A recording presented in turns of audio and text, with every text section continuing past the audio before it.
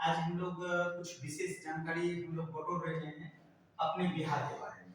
अपने बिहार के बारे में, इस बिहार के बारे में जानकारी बटोरने के पीछे हमने इससे पहले आप लोग को एक सिलेबस अध्ययन करा दिया है कि बिहार के बारे में आपको कैसे कैसे क्या है सिलेबस, तो उनके बारे में हमने जानकारी दे दी है। उनके साथ ही साथ हमने एक सामान्य जानकारी हमने दे दिया है। ठीक है, आप चाहें तो वो हमारा आप लोग पहले के वीडियो में देख सकते हैं। आज हम लोग सामान्य जानकारी के अंतर्गत ये देखने का प्रयास कर रहे हैं कि आप लोग के पास हमने ये बताया कि आपका राज्य क्या है, तो बिहार है, क्लियर है, इसमें कोई दिक्कत नहीं है। दूसरा हमने ये बताया कि इसमें कितने प्रमंडल हैं, तो 9 प्रमंडल हैं। कितने जिले हैं, तो है ना, आपको 38 जिले। अनुमंडल कितने हैं, तो 101। प्रखंड कितने हैं, तो 534। गांव कितना है, ये आपका होमवर्क रहा, आपको बताना है। ठीक है, इस तरीके से हम लोग देखने का प्रयास किए। अब आज जो हम लोग देख रहे हैं, आपको ये याद रखना है कि हम लोग ये देखेंगे जिला और प्रमंडल। तो पहले हम लोग प्रमंडल देख लेते हैं। कितना प्रमंडल है, तो 9 प्रमंडल है। एकदम आसान वे में याद हो जाएगा और दिमाग में इस मैप को आप लोग क्या करेंगे, सेट कर लेंगे। और दिमाग में जैसे ही सेट करेंगे और एक बार रिकॉल कर लेंगे, सदा सदा के लिए आपका अपना हो जाएगा ये बिहार। और ये बिहार यदि आपका अपना हो गया तो समझ लीजिए कि बिहार स्पेशल से जो आपका लगभग 20 से 25 क्वेश्चन पूछता है वो इजी वे में आप लोग बना सकते हैं। खैर आगे चलते हैं। सबसे पहले हम लोग प्रमंडल देखते हैं। यदि प्रमंडल देखने के लिए हमको जाना है तो याद रखेंगे आपके इसके बीचों बीच ये क्या है, गंगा नदी है। इसके बीचों बीच क्या है, गंगा नदी है। गंगा नदी के ऊपर चलते हैं तो इसको हम लोग बोलते हैं नॉर्थ बिहार और इसको हम लोग बोलते हैं साउथ बिहार। ठीक है, उत्तर बिहार और दक्षिण बिहार आप क्लियर हो गया, कोई दिक्कत नहीं। बिहार में कितना प्रमंडल, 9 प्रमंडल। अब याद रखेंगे नॉर्थ में कितना, 5 प्रमंडल और साउथ में कितना, 4 प्रमंडल। सबसे पहले तो दिमाग में ये सेट कर लेना है, क्या उत्तर कितना, 5, दक्षिण कितना, 4, तो 5 4 9 प्रमंडल। अब देखेंगे कि आपको इस तरीके से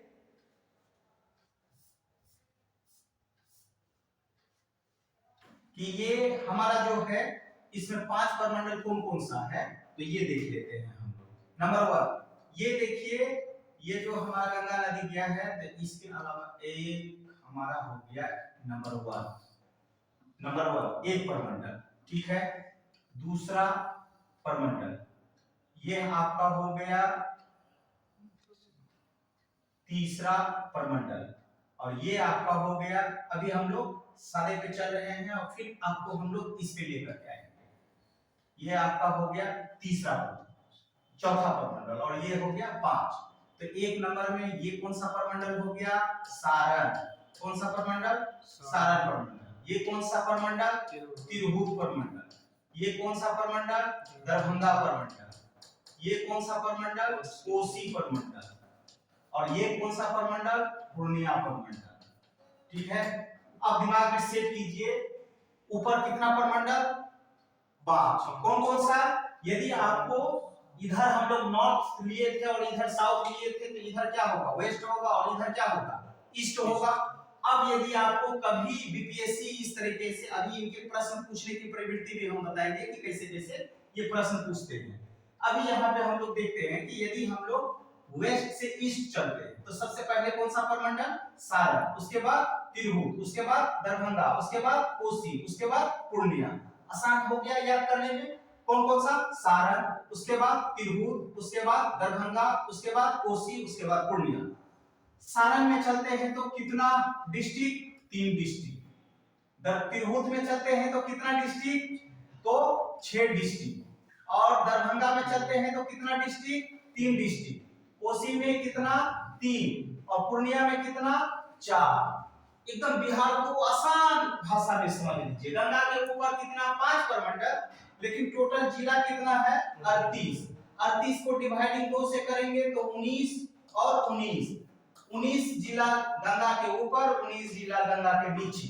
ठीक है, 19 जिला गंगा के ऊपर और 19 जिला गंगा के नीचे। अब देखिए ये 5 में कैसे कैसे है, तो 3 हो गया सारण में, ये 6 हो गया, ये 3 हो गया, ये 3 हो गया, और ये कौन कितना 4, टोटल कीजिए कौन 19 हो जाएगा। ठीक है, तो कैसे कैसे याद रखेंगे, 3 6 3 3 4।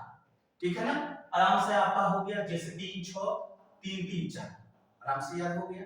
अब चलिए गंगा के ऊपरी हिस्सा को तो हम लोग देख लिए, अब हम लोग नीचे देखते हैं कि कौन सा परमंडल है। तो ये देखिए एक परमंडल भागलपुर परमंडल, ये आपका हो गया मुंगेर परमंडल, मुंगेर परमंडल, और ये वाला आपका हो गया मगध परमंडल, और ये आपका हो गया पटना परमंडल। तो गंगा के दक्षिणी हिस्से में कितना, तो 4 परमंडल। कौन कौन सा, तो पहले भागलपुर, भागलपुर, उसके बाद मुंगेर, उसके बाद मगध, और उसके बाद पटना। अब एक चीज हम लोग ये डिस्ट्रिक्ट भी देख लिए, अब कुछ कुछ ये भी देख लीजिए कि जैसे हम लोग बोलते हैं सारण, सारण का हेडक्वार्टर कहाँ है, तो छपरा है। तिरहुत का हेडक्वार्टर कहाँ है, मुजफ्फरपुर है। दरभंगा का हेडक्वार्टर दरभंगा, कोसी का सहरसा, पूर्णिया का पूर्णिया, भागलपुर का भागलपुर, मुंगेर का मुंगेर, मगध का गया। हेडक्वार्टर कहाँ, तो गया। पटना का पटना।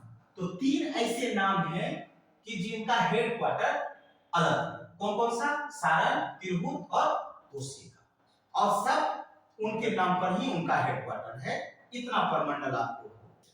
ठीक है, अब हम इस 4 परमंडल में देखते हैं कि कितना डिस्ट्रिक्ट है। तो इस 4 परमंडल में देखते हैं तो डिस्ट्रिक्ट कितना, तो भागलपुर में जाएंगे तो 2, इधर मुंगेर में आएंगे तो 6, मगध में जाएंगे तो 5, और इधर पटना में आएंगे तो 6। तो 6 5 11, 6 17 और 2 19, इतना आपका हो गया। तो गंगा के नीचे कितना, 19, गंगा के नीचे, तो गंगा के ऊपर कितना 19, टोटल कितना 38 जिला 9 परमंडल। अब इस चीज को हम लोग हटाते हैं, अब हम लोग डायरेक्ट यहाँ पे आपको हम लोग दिखाते हैं कि कौन कौन सा आपका ये है।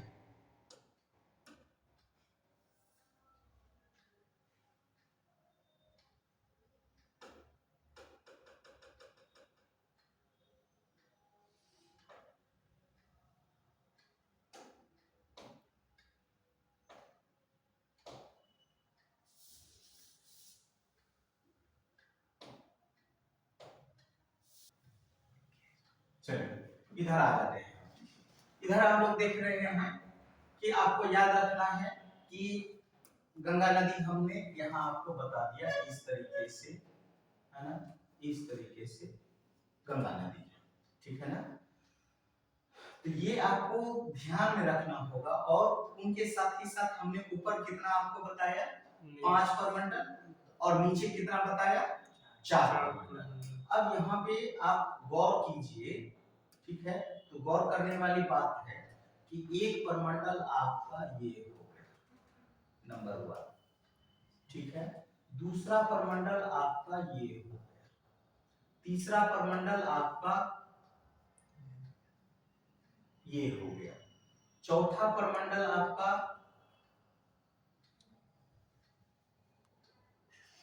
ये हो गया, और पांचवा परमंडल आपका ये हो गया। इस तरीके से तो इसमें कितने जिले, 3 जिले, कौन कौन सा, गोपालगंज, सिवान और सारण। इसमें कितना जिला, तो देखिए 6 जिले, है ना, एक पश्चिमी चंपारण, पूर्वी चंपारण, शिवहर, सीतामढ़ी, मुजफ्फरपुर और वैशाली। तो ये आपका हो गया कौन सा, तिरहुत परमंडल। ये कौन सा हो गया, सारण परमंडल, और इसका हेडक्वार्टर आप देख रहे हैं छपरा, और इसका हेडक्वार्टर कहाँ, मुजफ्फरपुर। अब दरभंगा में चलते हैं तो दरभंगा में कितना, 3, कौन कौन सा, मधुबनी, दरभंगा, समस्तीपुर। इधर आते हैं तो आपको कोसी, कोसी का हेडक्वार्टर कहाँ? सहरसा।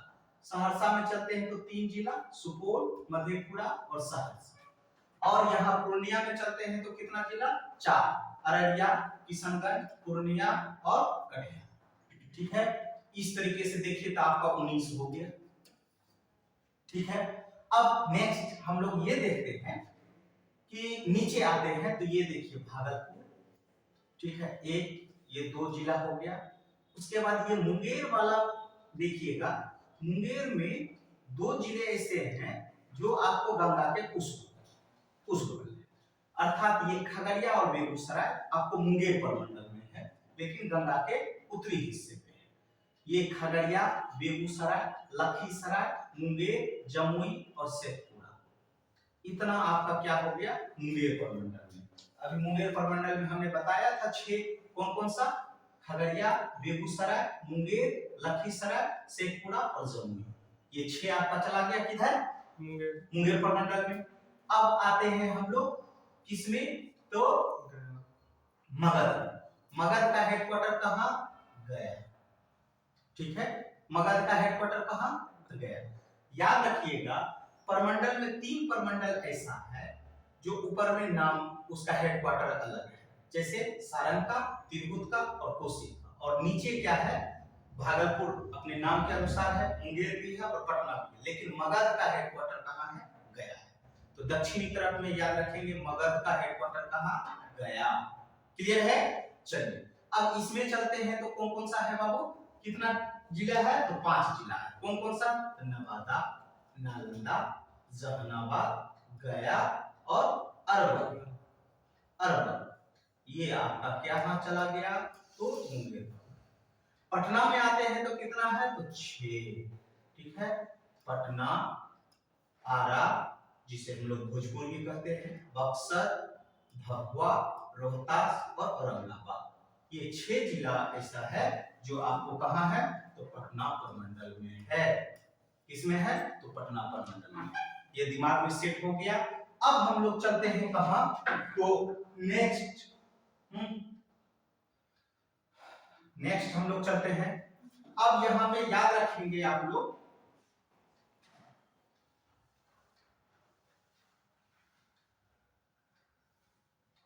चलिए नेक्स्ट हम लोग ये देख रहे हैं कि इसमें इतना जब आपको याद हो गया, इतना ऊपर याद हो गया कि 5 प्रमंडल प्लस नीचे 4 प्रमंडल, टोटल 9, यहाँ 19 जिला और यहाँ 19 जिला, टोटल कितना? 38। एक बार अपना आई क्लोज करेंगे और अपना आई क्लोज करने के बाद इस मैप को समाहित कर लेंगे। अभी इनका पूछने का हम प्रश्न बताएंगे कि कैसे कैसे प्रश्न पूछता है। पहला तो अभी हमने आपको यहां से क्रॉसिंग कराया गंगा नदी। ठीक है, गंगा नदी हमने क्रॉसिंग कराया। ठीक है, अब गंगा नदी, अब यही सवाल हो जाता है कि गंगा के किनारे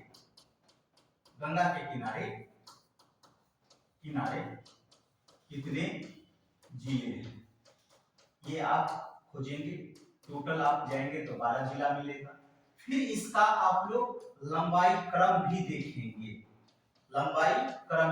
कि कौन सबसे ज्यादा किनकी तटीय रेखा लगती है, तो वो भी आप देखेंगे। तो विगत वर्षों में क्वेश्चन पूछ चुका है। फिर आपको क्वेश्चन कैसे पूछेगा?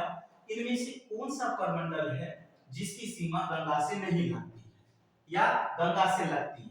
जैसे कोसी प्रमंडल की सीमा गंगा को नहीं छूती है, और उनके साथ ही साथ जो है मगध प्रमंडल की सीमा गंगा को नहीं छूती है। इसका मतलब क्या हुआ? क्या 7 प्रमंडल ऐसे हैं जिनकी सीमा गंगा को छूती है या सीमा लगती है। क्लियर है? ये अपने आप में सवाल हमेशा करते रहिए, और जितना आप लोग सवाल करते चलेंगे, आप अभी का जो रिजल्ट आया तो हमने बोला कि आपका जो बोलने का स्टाइल होगा मात्र 13 ही कटअप गया। ऐसा जिस दिन बोलेंगे तो ये तभी बोल सकते हैं जब आपका पढ़ने का स्टैंडर्ड कैसा होगा, इस लेवल का। थिंकिंग लेवल आपको बढ़ाना कि पूछो तो यार कैसे क्वेश्चन पूछता है। ठीक है, चलिए ये देखने के बाद अब हम लोग देखते हैं कि इसका आपका एक अंतरराष्ट्रीय सीमा लगाता है बिहार के साथ। कौन सा अंतरराष्ट्रीय सीमा है? तो नेपाल है।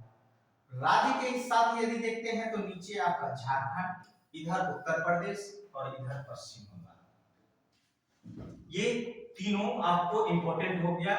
मतलब बिहार कितने राज्य के साथ सीमा लगाता है? तो 3 राज्य के साथ। और अंतरराष्ट्रीय सीमा किनके साथ लगाती है? तो नेपाल के साथ। ये आपको याद रखना है। अब ये याद रखना है कि अंतरराष्ट्रीय सीमा कितना है? तो 729 किलोमीटर। मतलब यहां से यहां तक चलेंगे तो आपको टोटल 729 किलोमीटर। नंबर 1। फिर आपसे सवाल ये कर देगा कि नेपाल के साथ बिहार के कौन-कौन से जिले हैं जो सीमा लगाता है? तो दिमाग में सेट कीजिए कौन-कौन सा। तो देखिए, एक पश्चिमी चंपारण, दूसरा मोतिहारी, तीसरा सीतामढ़ी, चौथा मधुबनी, सुपौल, अररिया और किशनगंज। मतलब टोटल कितना? 7 जिले बिहार के हैं जो किनके साथ में सीमा लगाता है? तो नेपाल के साथ। दिमाग में सेट हो गया। तो चंपारण याद रखेंगे, पश्चिमी पूर्वी चंपारण 2 हो गया। सीतामढ़ी सीता मैया का याद रखेंगे। मधुबनी है ना, मधुबन में जाती थी सीता जी। और उसके बाद में सुपौल याद रखेंगे और अररिया किशनगंज। यदि आपको परमंडल के दृष्टिकोण से भी क्वेश्चन कह दे कि कौन सा परमंडल है, कौन कौन सा जिला है, किस परमंडल का कौन सा जिला है जो नेपाल के साथ सीमा लगाता है, यदि आपसे पूछेगा तो आप बोलेंगे तिरहुत परमंडल से कितने जिले? 3 जिले। दरभंगा परमंडल से कितना जिला? 1 परमंडल। कोसी परमंडल से कितना? 1 जिला। और पूर्णिया परमंडल से कितना? तो 2 जिला। बात समझ में आया? इसका मतलब क्या हुआ? 4 परमंडल हैं जिनकी सीमा किससे लगती है? नेपाल से। ठीक है। गंगा के ऊपर कितना परमंडल था? तो 5 में से 4 परमंडल की सीमा किससे लगती है? नेपाल से। तो अपना फलक का दायरा बढ़ाइए कि कैसे क्वेश्चन वो पूछ सकता है। क्लियर है? अब यहां पे हम लोग चलते हैं। तो यदि आपसे पूछ देगा कि तिरहुत परमंडल के कौन से जिले हैं जो नेपाल के साथ लगातार था, आराम से क्या बोलेंगे? पश्चिमी चंपारण और पूर्वी चंपारण और सीतामढ़ी। दरभंगा से कौन सा? तो मधुबनी। ये मिलान करने के लिए आपको दे देगा और वहां पे दिमाग चक्कर खा जाएगा। ठीक है। तो इस तरीके से आपको प्रश्न पूछेगा। पूर्णिया परमंडल से कौन कौन सा? अररिया और किशनगंज। और ये याद रखेंगे, ये जो पश्चिमी चंपारण है, ये जो आपका पश्चिमी चंपारण है, ये याद रखेंगे। और ये किशनगंज, ये याद रखेंगे। क्यों याद रखेंगे? ये की पॉइंट हो गया। ये आपको क्या होगा? की पॉइंट हो गया कि इधर आपको किधर से लगा? नेपाल से। और इधर क्या लगा? उत्तर प्रदेश से। वही ये किशनगंज इधर नेपाल से और इधर आपको वेस्ट बंगाल से। ठीक है। इस तरीके से आपके अंदर में दिमाग में सेट हो जाना चाहिए। अब आगे बढ़ते हैं तो हम लोग ये देखने का प्रयास करते हैं कि उत्तर प्रदेश के साथ कौन कौन सा लगेगा। तो याद कीजिए, अभी की पॉइंट बताया आपको। तो पश्चिमी चंपारण हो गया, गोपालगंज हो गया, सिवान हो गया, सारण हो गया। गंगा के ऊपर कितना? तो 4। गंगा के नीचे कितना? तो 4। देखिए, आरा, बक्सर, भभुआ और ये देखिए रोहतास। ठीक है। इस तरीके से आपको लगेगा। ठीक है। अब यहाँ पे हमको ये याद रखना है, ऊपर में कौन कौन सा? पश्चिमी चंपारण, गोपालगंज, सिवान, सारण, आरा, बक्सर और भभुआ। ये रोहतास लग रहा है कि नहीं? हाँ, रोहतास लग रहा है। ठीक है। चलिए, इतना आप लोग ये याद रखेंगे। उसके बाद यहाँ आपको क्या रखना है? ये आपको की पॉइंट रखना है रोहतास को कि इधर आपको किससे लगेगा? उत्तर प्रदेश से। और इधर किससे लगेगा? झारखंड से। तो झारखंड से कौन कौन सा लगेगा? तो देख लीजिए, ये रोहतास, औरंगाबाद, गया, नवादा, जमुई, बांका, भागलपुर और कटिहार। 1 2 3 4 5 6 7 8, ये 8 ऐसे हो गए जो आपको किसके साथ सीमा लगाया, झारखंड के साथ। अब 3 किसके साथ लगाएगा, ये की पॉइंट है ना, ये इधर झारखंड के साथ भी लगाएगा और इधर पश्चिम बंगाल के साथ भी लगाएगा। तो कटिहार, पूर्णिया और किशनगंज, कटिहार, किशनगंज और पूर्णिया, ये 3 जिला किसके साथ लगाएगा, वेस्ट बंगाल के साथ। इस तरीके से आपको दिमाग में सेट करना है। अब प्रश्न पूछने की प्रवृत्ति आपको हम बताते चल रहे हैं। प्रश्न कैसे कैसे पूछेगा, नंबर 1 कि नेपाल के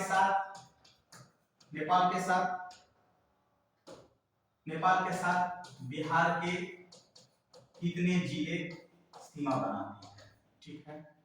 उसके बाद इन्हीं के साथ प्रश्न पूछ सकता है, परमंडल का दायरा ले सकता है, परमंडल का दायरा ले सकता है। उनके बाद इनकी लंबाई ले सकती है, कौन सा परमंडल या कौन सा जिला का सबसे ज्यादा नेपाल के साथ तटीय रेखा बनाता है, तटीय सीमा लगाती है,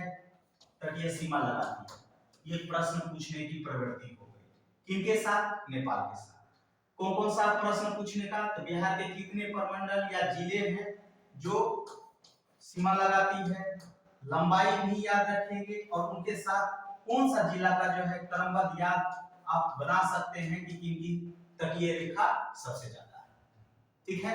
ये प्रश्न पूछने का प्रवृत्ति हो गया। फिर इसी तरीके से प्रश्न पूछेगा आपको किसके साथ, उत्तर प्रदेश के साथ। इसी तरीके का प्रश्न आपको पूछेगा झारखंड के साथ और इसी तरीके का प्रश्न पूछेगा आपको वेस्ट बंगाल के साथ। ये प्रश्न पूछने की प्रवृत्ति है और इस तरीके का प्रवृत्ति अभी तक बीपीएससी नहीं दिया है, तो इसको आप लोग कल्पना कर सकते हैं, ठीक है। इस तरीके के प्रवृत्ति आप लोग सोच सकते हैं। फिर आपसे जो प्रश्न पूछेगा वो कैसा प्रश्न पूछेगा, तो एक नंबर पे याद रखेंगे कि सिंपल क्वेश्चन दे देगा, परमंडल है ना, परमंडल कितने तो आप बताएंगे, जिला कितना तो बताएंगे, गंगा नदी के किनारे कितना जिला तो बताएंगे। फिर ये सब जब हम लोग देख लेंगे तो फिर आप लोग खोजेंगे स्थल अवरुद्ध जिले। कौन सा, स्थल अवरुद्ध जिले। और स्थल अवरुद्ध जिला आपके लिए होमवर्क रहा कि ये स्थल अवरुद्ध जिले, अर्थात इसका मतलब क्या हुआ, आप ये खोजेंगे कि किनकी कौन सी ऐसे जिले हैं बिहार के जो ना तो गंगा के किनारे हैं, ना तो कोई राज्य के साथ सीमा लगाता है और ना ही कोई देश के साथ सीमा लगाता है, ठीक है। तो वो हमारा क्या हो जाएगा, स्थल अवरुद्ध। ये आपका होमवर्क रहा, आप ये होमवर्क करेंगे। और आगे हम लोग जो देखेंगे वो भूगर्भिक संरचना देखेंगे। सामान्य जानकारी आप लोग को हम लोग दे चुके हैं। अब ये आपका होमवर्क रहा, प्रश्न पूछने की प्रवृत्ति आप लोग अपनी से इमेजिन कीजिए कि कैसे कैसे क्वेश्चन पूछ सकता है। और ये जिस दिन होने लगेगा समझ जाइएगा कि एकदम आप लोग का तब बोलने का स्टाइल मात्र 13 ही गया है। धन्यवाद।